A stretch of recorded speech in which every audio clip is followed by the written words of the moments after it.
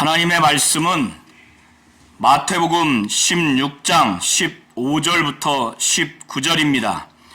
이르시되 너희는 나를 누구라 하느냐? 시몬 베드로가 대답하여 이르되 주는 그리스도시요 살아계신 하나님의 아들이시니이다. 예수께서 대답하여 이르시되 바요나 시몬아, 내가 복이 있도다. 이를 내게 알게 한 이는 혈육이 아니요 하늘에 계신 내 아버지시니라. 또 내가 내게 이르노니 너는 베드로라. 내가 이 반석 위에 내 교회를 세우리니 음부의 권세가 이기지 못하리라.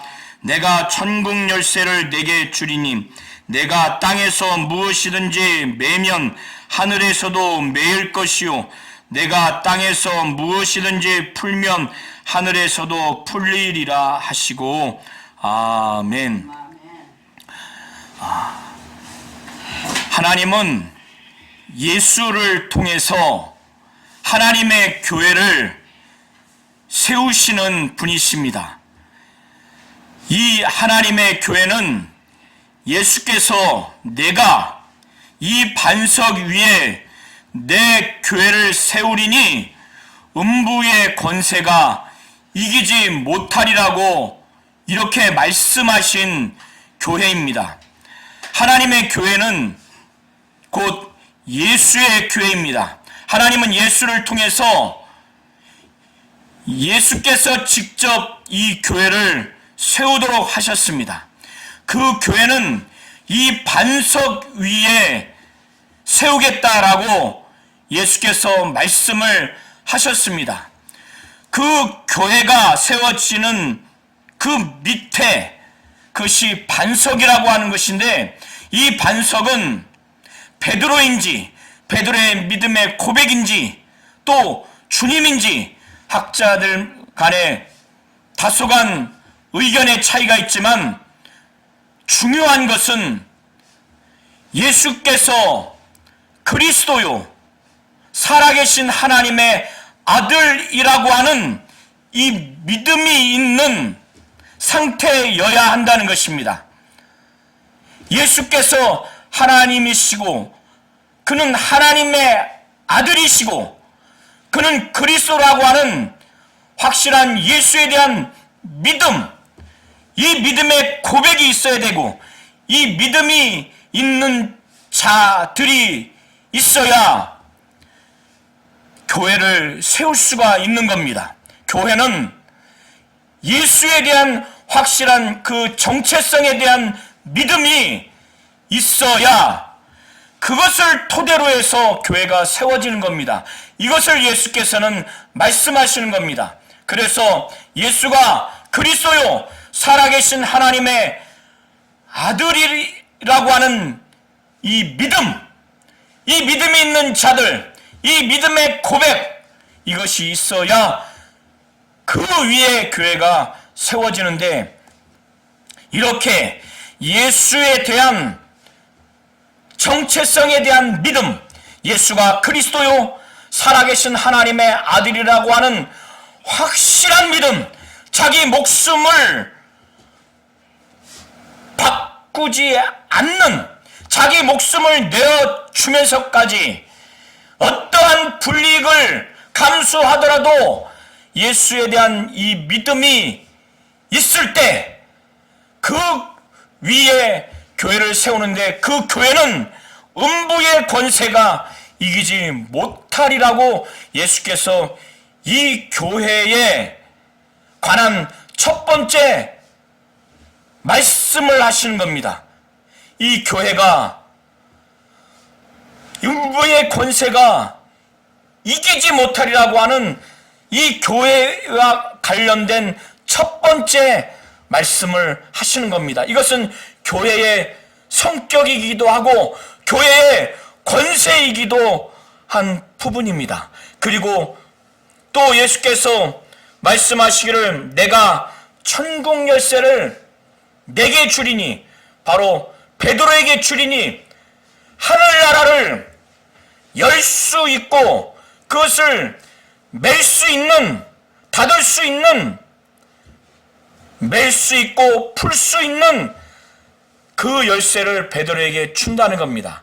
그래서 땅에서 무엇이든지 매면 하늘에서도 매일 것이요, 땅에서 무엇이든지 내가 풀면 하늘에서도 풀리리라. 예수께서는 이 반석 위에 내 교회를 세우리니, 예수께서 친히 내가 내 교회를 세우겠다고 이렇게 말씀하셨어요. 교회에 대해서 말씀하시기를 이 교회에 세우는 주체가 바로 예수 자신이라고 하는 겁니다. 이 교회는 예배당을 말하는 것이 아니라 주는 그리스도시요 살아계신 하나님의 아들이라고 하는 이 믿음을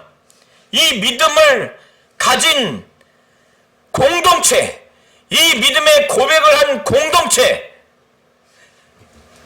이것을 토대로 해서 예수는 교회를 세우겠다는 겁니다.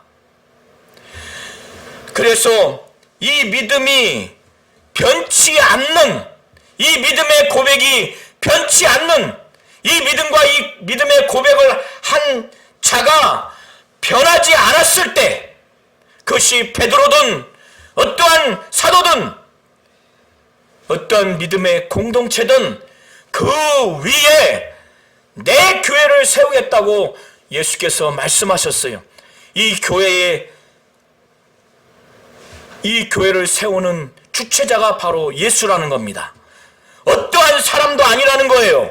그리고 이 교회는 목사의 교회와 어떤 교단의 교회와 어떤 개척자와 전체 교인들의 교회가 아니라 내 교회, 예수의 교회라는 거예요. 하나님은 이 교회가 하나님의 교회라는 겁니다.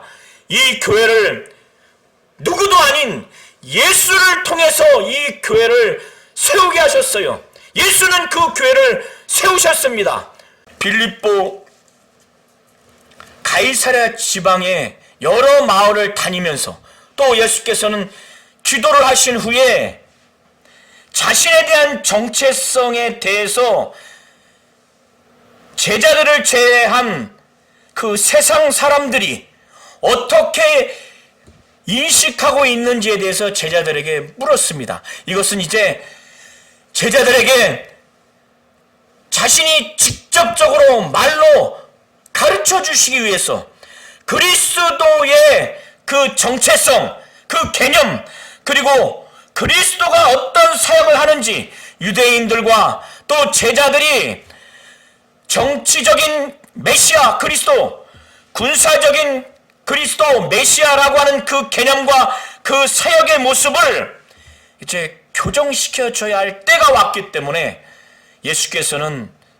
제자들에게 직접 묻기 전에 사람들이 나를, 인자를 누구라고 그렇게 하느냐 묻는 겁니다. 그것은 일반 사람들의 예수 자신, 인자라고 하는 그 인식을 알고 싶어서, 또 그들을 지금 제자들보다 그들이 더 중하게 여겨서 그들을 교정시켜주기 위해서, 세상의 정보를 파악하기 위해서 묻는 것이 아니라 제자들이 예수 자신에 대해서 어떻게 인식하고 있는지, 예수 자신에 대한 정체성에 대한 확실한 고백, 확실한 믿음, 확실한 신뢰를 확인하게 하기 위해서 먼저 사람들이 인자를 누구라고 하느냐, 여기서의 인자는 자신을 두고 말하는 겁니다. 인자를 누구라고 하느냐, 이 당시에는 예수에 대해서 보다 긍정적인 사람들이 전반적으로 예수를 선지자라고 여기고 그렇게 표현을 했습니다. 그래서 헤롯 안디바스를 위시로 해서 예수를 선지자 중에서 누구라고 했느냐, 더러는 침례 요한으로 그렇게 인식을 했습니다. 또 더러는 엘리야라고 그렇게 인식을 했습니다. 엘리야는 메시아가 오기 전에 그 앞에 오는 선지자이기 때문에 엘리야로 그렇게 여긴 겁니다. 또 어떤 이는 예레미야라고 하고, 또 어떤 이는 선지자 중에 하나가 죽은 자 가운데 살아났기 때문에 선지자 중에 하나라고 그렇게 여겼습니다. 제자들은 예수의 이 질문을 듣고 이렇게 답변을 한 겁니다.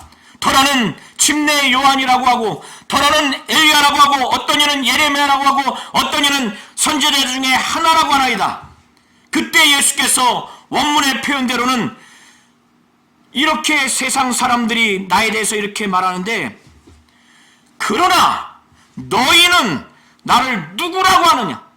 너희는 나를 누구라고 하느냐? 그러나 세상 사람들이 이렇게 하겠는데, 그러나 제자들인 너희는 나를 누구라고 하나? 그들은 선지자로 나를 이렇게 생각하는데, 그러나 너희는 나를 누구라고 하느냐? 예수는 제자들이 자신을 누구라고 생각하고 믿고 의지하고 고백하는지 그거를 듣고 싶은 거예요. 그게 중요한 거예요. 그때 베드로는 이렇게 절대 다수가 예수를 선지자라고 여기는 이 시점에서 이 세상 사람들의 인식과는 완전히 다르게 아주 극소수의 견해, 정말 사람들에게 가르침을 받았다고 도무지 믿을 수 없고 도무지 사람의 가르침으로 깨달을 수 없는 그 믿음, 그 신뢰, 예수에 대한 인식을 고백을 합니다. 이것은 대단히 놀라운 겁니다.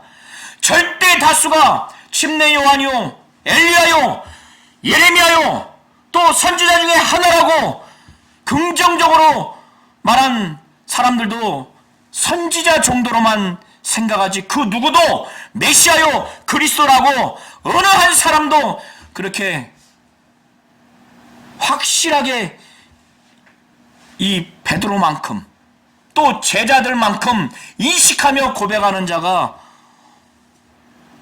있을 수 없는 그런 상황인 겁니다.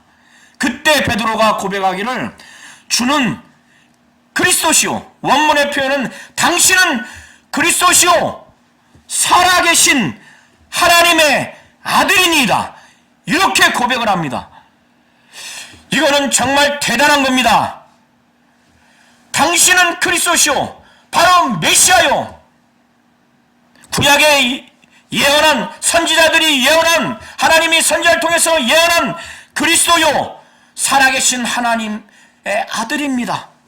하나님이 계시다고 하는 것도 대단하지만 그 하나님이 살아계시다고 하는 이런 믿음을 갖고 있다는 것이 대단해요.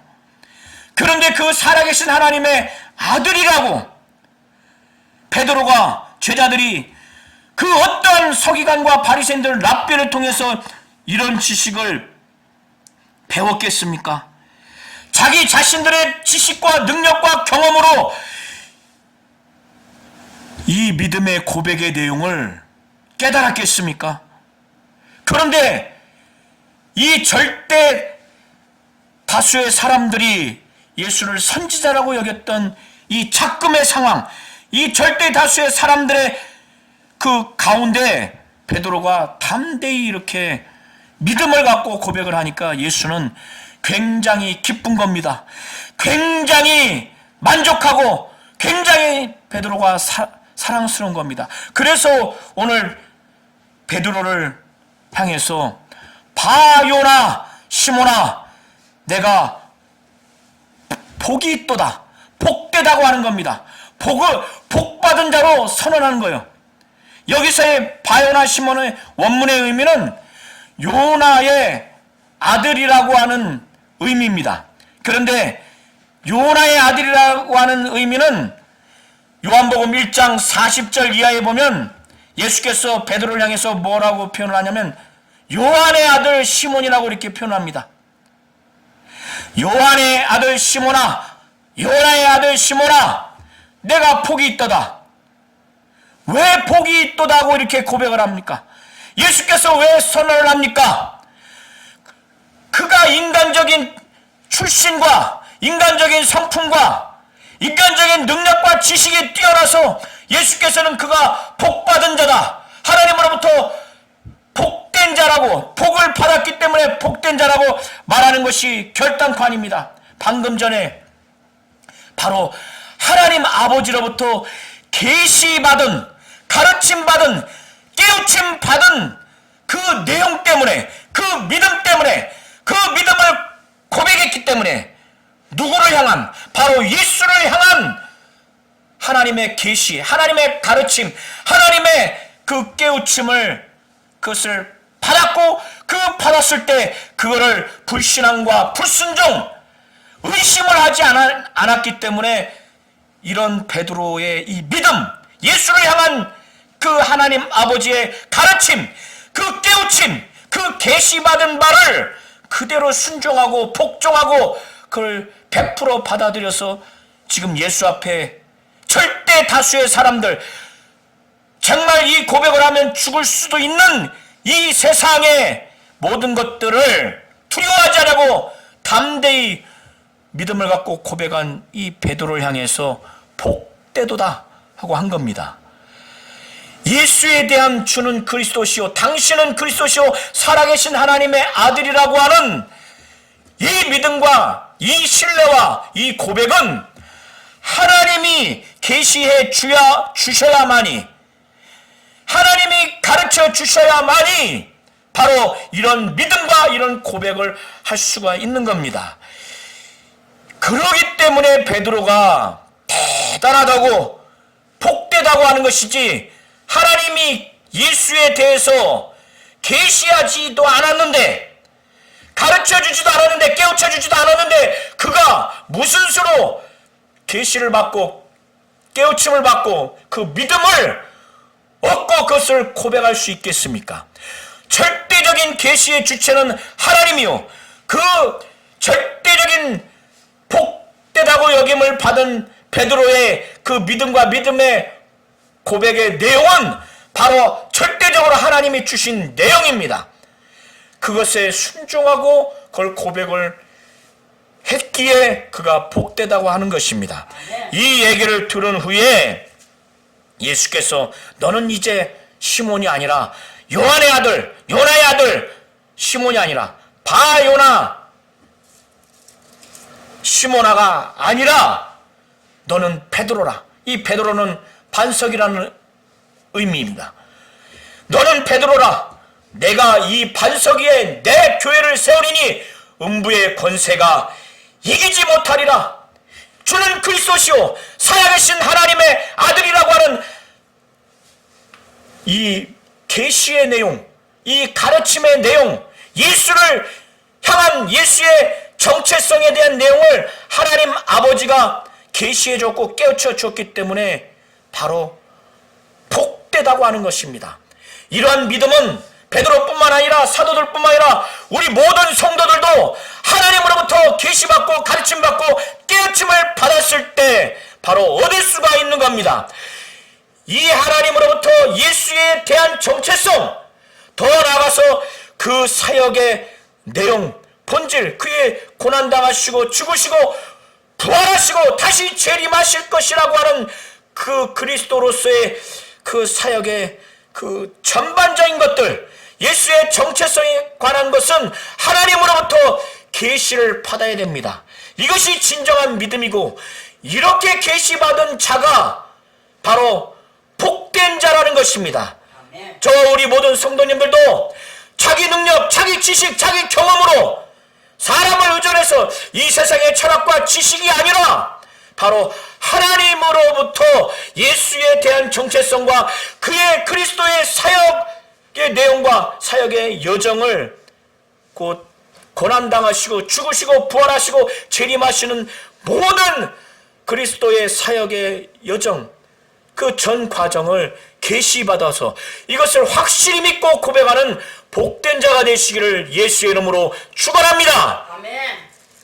예수께서는 이 믿음, 예수의 정체성에 대한 믿음 위에 바로 교회를 세우겠다고, 그는 교회를 세우는 주체로서 교회를 정말 강력하게 이 반석 위에 세우겠다고, 이런 믿음을 가진 자, 이런 믿음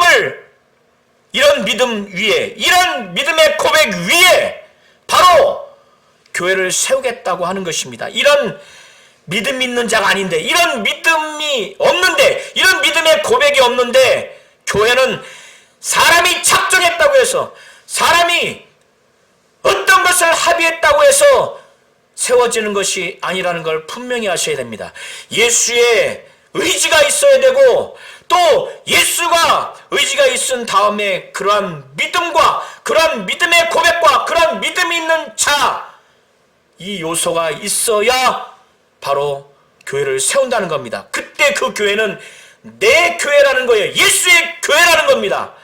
이것을 분명히 아시고, 이 교회는 이 음부 가운데 세우실 건데, 이 음부의 권세, 바로 사망의 권세, 이 사망의 권세를 잡은 자 마귀와 그 추종자들이 음부의 권세를 가지고 이 교회를 파괴하려고 하고, 이 교회가 예수를 드러내고 하나님의 생명을 드러내는 하나님의 의도를 드러내는 이 교회를 결단코 파괴할 수 없다는 겁니다. 오히려 교회가 그런 음부의 권세를 이긴다는 것입니다.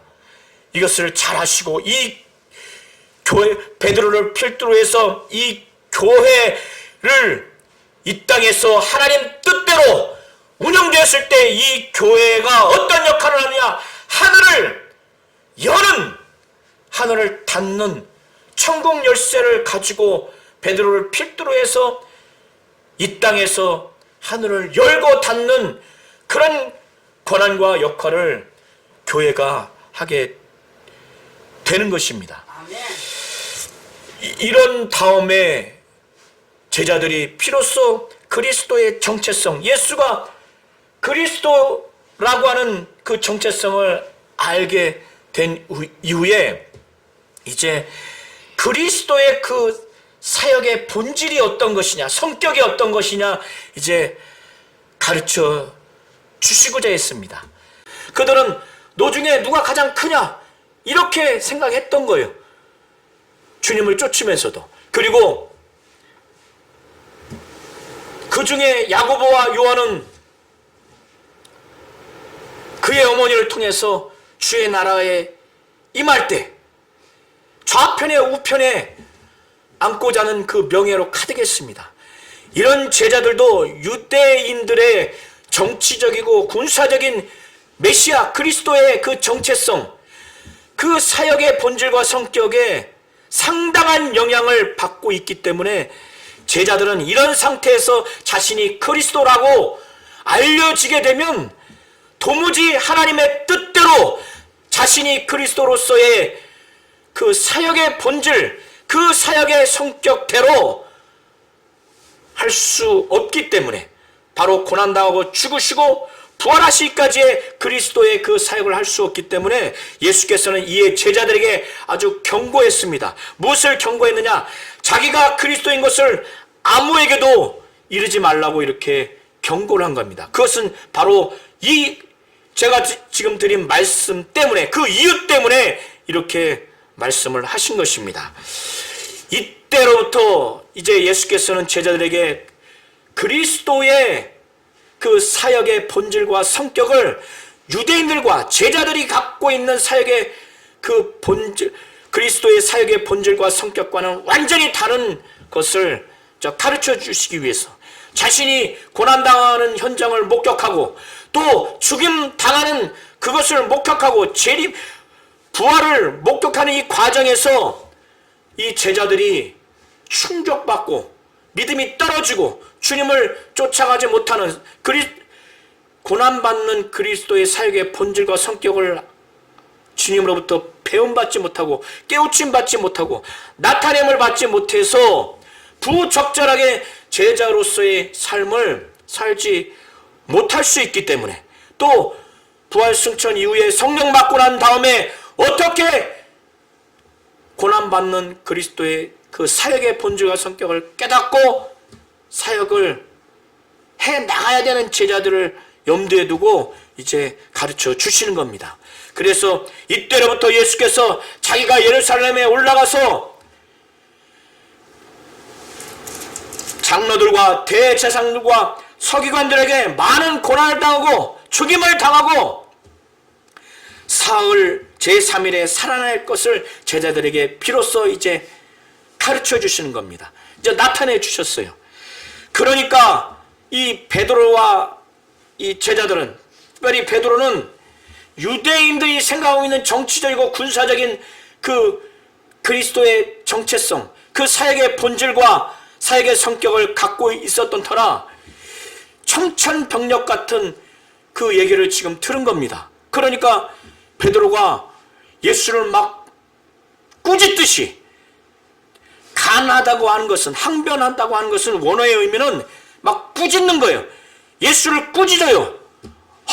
어떻게 예수를 이렇게 꾸짖을 수 있을까? 그만큼 자신들이 생각하는 그리스도의 사역의 본질과 성격이 유대인들과 똑같다는 거예요. 아니, 군사적이고 정치적인 그리스도, 왕으로서 화려하게 그렇게 사역해야 되는 그 그리스도인데 로마를 무찌르고 이스라엘을 회복해서 자기들은 한몫해야 되는데, 자기들은 주님의 좌편 우편에 가까이 있을 만큼 커야 되는데, 지금 그 예수가 장로들과 대제사장들과 서기관들에게 많이 고난을 당하고 죽임을 당한다고 하니 충격이죠. 충격입니다. 자기들을 이끌어야 되는데. 그러니까 베드로가 막 간한 겁니다. 항변한 겁니다. 바로 막 꾸짖은 거예요. 꾸짖으면서 주여 그리하지 마옵소서, 막 꾸짖은 거예요. 막 그리하지 마옵소서. 그런 일이 주에게 절대로 미치지 못하리다. 그런 일이 정말 주께 미치지 아니하리이다. 어떻게 그런 일이 있습니까? 주님이 그들에게 많은 고난을 당하는 것, 죽임을 당하는 것, 결단코 그런 일이 미치지 못하리이다.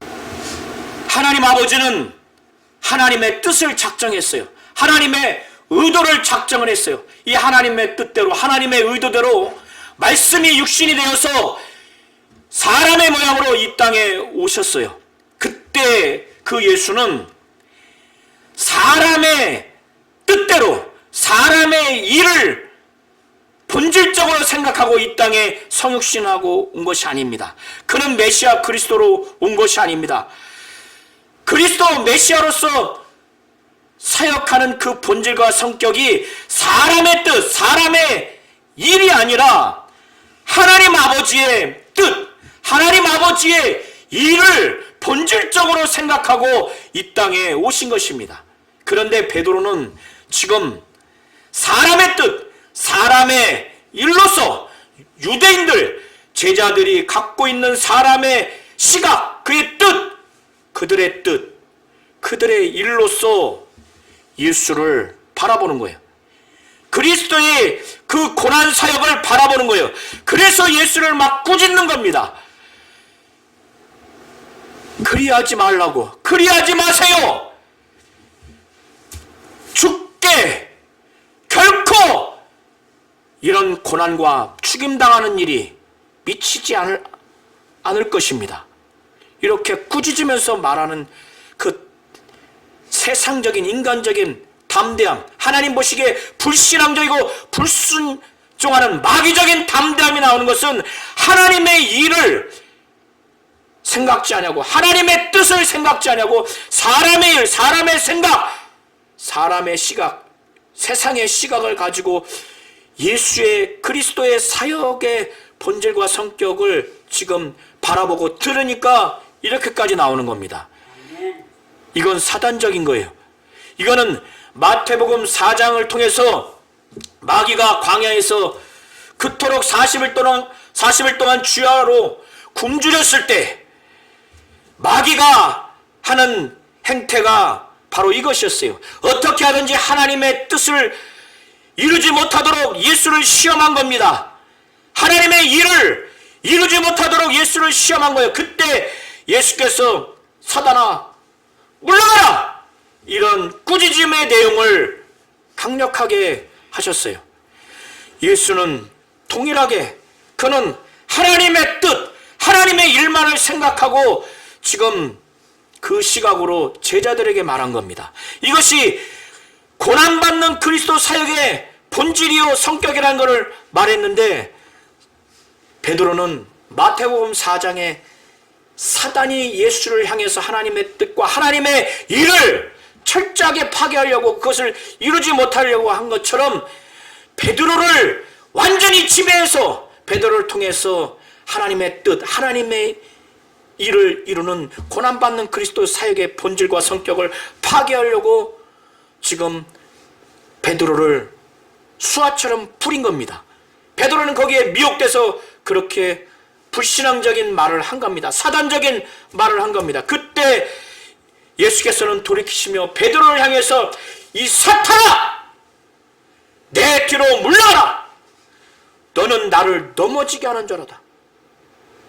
이렇게 한 겁니다. 이런 배경이 있기 때문에 예수를 누가 넘어뜨리게 할 수 있습니까? 그는 정말 아버지의 명령, 바로 말할 것과 이룰 것을 친히 받았어요. 영생인 줄 알고 그걸 그대로 이룰 만큼 그 어떠한 육신을 갖고 온 존재보다 하나님의 뜻을 100% 이룰 수 있는 강력한 하나님의 뜻과 의지를 갖고 있고, 그것을 이루고자 하는 것이 아주 강력한데 그 예수를 넘어지게 할 만큼 하는 자가 바로 지금 베드로라는 거예요. 굉장히 위험스러운 존재라는 겁니다. 베드로가 어떻게 이렇게 예수를 넘어지게 휘청휘청 할 만큼 하나님의 뜻, 하나님의 일을 이루지 못하게끔 이렇게 말로써 휘청휘청하게 만들 수 있는 위험스러운 행동을 하느냐? 그것은 다른 게 아니에요. 예수께서 그 본질을, 죄악의 본질을 말씀하시기를 내가 하나님의 일을 생각하지 아니하고 도리어 사람의 일을 생각하는도다. 사람의 일을, 사람의 뜻, 사람의 생각, 이것이 가득하면은 예수마저도 넘어지게 하는 아주 사탄적인, 사단아 내 뒤로 물러가라, 이렇게 예수께서 막 꾸짖을 만큼, 제자들 있는데도 막 이렇게 하잖아요. 이럴 만큼 사람의 뜻, 사람의 생각, 사람의 일을 가득한 상태에서 예수의 말씀을 듣고 예수의 사역의 본질을 그렇게 바라보고 하면 바로 이렇게 된다는 거예요. 하나님의 일을 생각지 않으면, 하나님의 뜻, 하나님의 시각을 갖고 지금 들어야 되고 그것을 바라봐야 되는데, 이러고 난 후에 이제 제자들에게 자기가 고난받는 그리스도의 사역의 본질과 성격을 가르쳐 준 다음에 자기를 따라오도록 해야 되는데, 지금 베드로가 아주 사단적인 말을 하니까 하나님의 뜻, 하나님의 시각, 하나님의 일을 생각지 아니한 상태에서 사람의 일로서 생각하고 사람의 뜻, 사람의 시각으로 예수의 말씀과 예수를 바라보니까 정말 아주 답답한 겁니다. 사단아 내 뒤로 물러가라, 이렇게까지 말씀을 하실 정도입니다. 그러니까 이런 상황에서는 이거 안 되겠다. 그래서 나머지 제자들에게 이제 가르쳐 주십니다. 어떤 내용을 가르쳐 주시냐? 주님을 따라오려면 어떤 자세와 어떤 삶을 살아야 되는지. 그래서 예수께서 말씀하시기를 누구든지 나를 따라오려거든, 이 무리와 제자들을 다 부른 다음에 전체를 두고 말하는 겁니다. 누구든지 나를 따라오려거든, 누구든지 나를 따라오려거든 자기를 부인하고 날마다 자기 십자가를 지고 나를 따르라고 하는 거예요. 예수는 지금 장로들과 대제사장들과 서기관들에게 많은 고난을 당하고 지금 죽임을 당할 것이라고, 3일에 살아날 것이라고 말씀을 가르쳤어요. 그걸 나타내 주셨어요. 부활은 이들은 염두에 두지 않았을 거예요. 이런 상황에서 예수께서는 지금 자신이 고난당하고 죽임을 당할 것이라고 하는 자기의 삶을 지금 말한 것을 전제로 하고 자기를 따라오라고 했기 때문에 자기를 부인하고 날마다 제 십자가를 지고 나를 쫓으라고 하는 것은 이 당시의 로마 형벌 중에 극악한 그 형벌은 십자가형입니다. 십자가에서 처형당하는 사람은 가로형이든지 세로형이든지 그 십자가의 나무를 지고 가는 겁니다. 그래서 많은 자들로 하여금 공포를 느끼게 하고 이렇게 이런 범죄를 짓지 못하도록 위화감을 줍니다. 그러면 예수께서 십자가를 지라고 했을 때는 비유로 말하는 게 아니에요. 이 제자들과 무리들은 다 알고 있어요. 로마의 식민 통치를 받고 있는 상황에서 십자가형은 중형에 해당되는 겁니다. 십자가를 지라고 하는 것은 죽음을 각오하는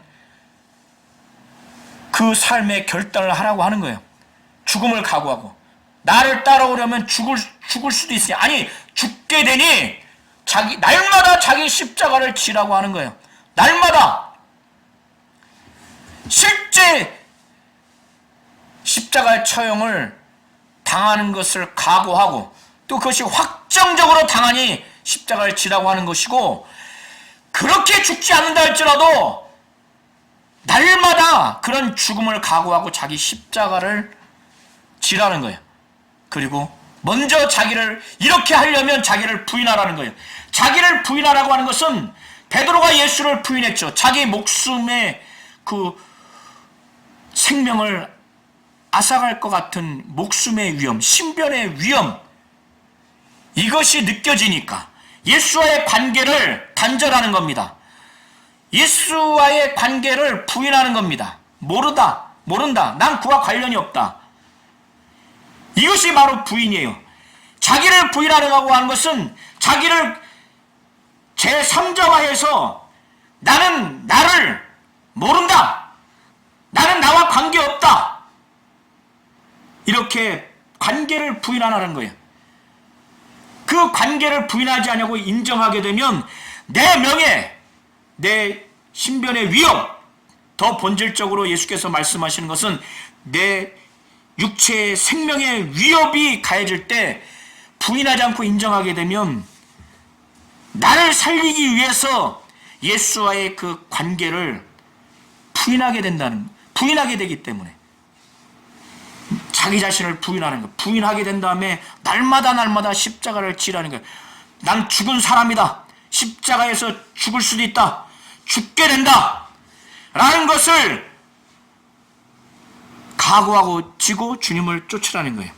이렇게 제자들에게 이 정도의 마음의 자세, 삶의 자세, 이걸 각오하고 쫓으라고 하는 이유가 뭐냐면 이렇게 하지 않으면 자기를 부인하지 않고 십자가를 지지 않으면 자기를 인정했기 때문에 너 예수와 관계 있지? 너 예수 믿지? 신변과 또 명예와 더 나아가서는 생명의 위협이 가해지고 불이익이 가해지게 되는 상황이 오면은 예수와의 관계를 멀리합니다. 더 나아가서 관계 단절을 합니다. 예수를 부인하게 돼요.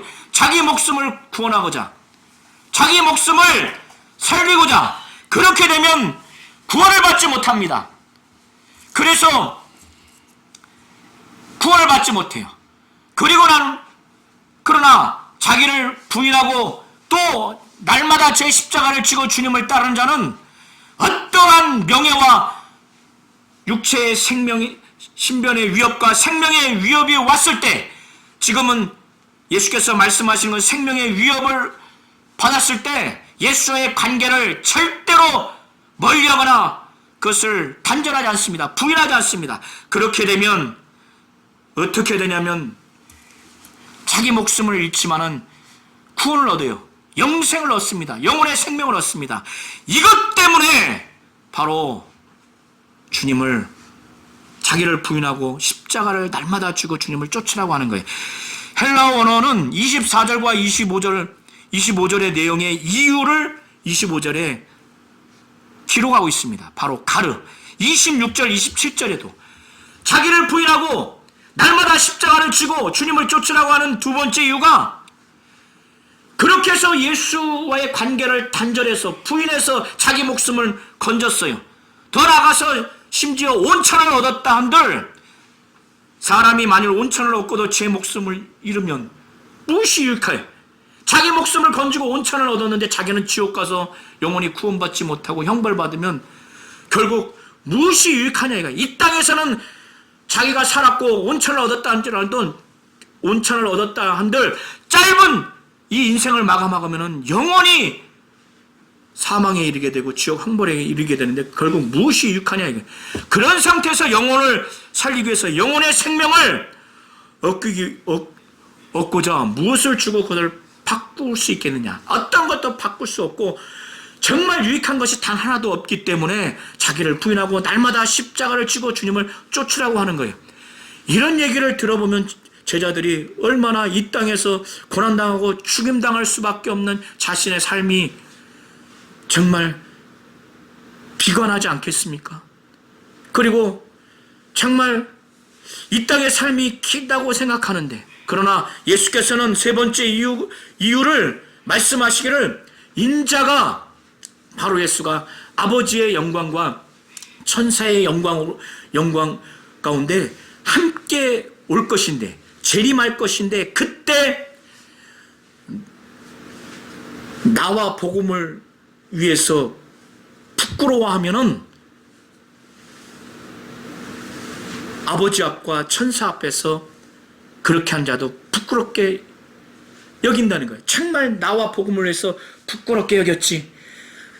어떤 믿는 자들이 만약에 그렇게 했을 때 부끄럽다는 거예요. 너무너무 부끄럽다는 거예요. 너무너무.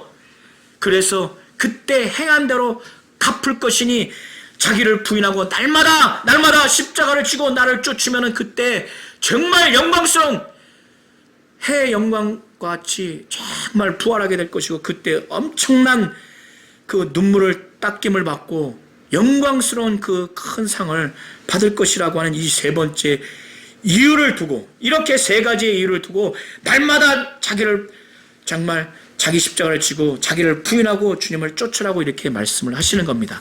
그리고 난 후에 예수께서 28절에 진실로 너에게 이르노니 여기 섰는 사람 중에 죽기 전에 인자가 그 왕권을 가지고 오는 것을 볼 자들도 있느니라. 정말 이건 누가복음과 마가복음에 보면은 하나님의 나라가 권능으로 임하는 것을 볼 자가 있다는 거예요. 또 하나님의 나라가 하나님의 나라가 임할 것을 본다는 거예요. 이들이 육신의 눈으로 볼 때는 주님은 고난당하고 죽으시고 초라하고 정말 부인하고 싶고 정말 사도로서의 제자로서의 삶을 살고 싶지 않는 이 세상이 전부고 육체의 생명이 전부라고 생각하는 그들에게 인자가 정말 왕권을 가지고 오는 것, 하나님의 나라가 권능으로 임하는 것을 또 하나님의 나라를 그들에게 정말 보여주신다는 거예요. 그걸 볼 자가 있다는 겁니다. 그래서 이 세상이 다가 아니고 이 세상의 육신의 생명이 다가 아니라는 것, 그리고 이렇게 고난당하는 무시당하는 죽임당하는 주님의 모습이 참 모습이 아니라 왕권을 가지고 오는 아버지의 영광과 천사들의 영광으로 심판주로 왕으로서 오는 자신의 모습을 나중에 볼 것이라는 거예요.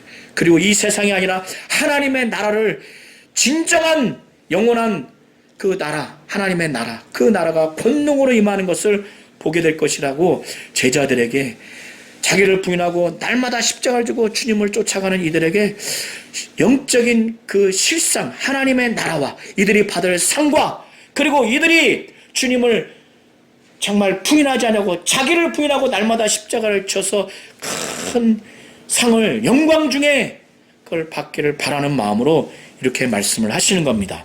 하나님은 교회가 하나님의 교회라고 말씀하시는 분이십니다.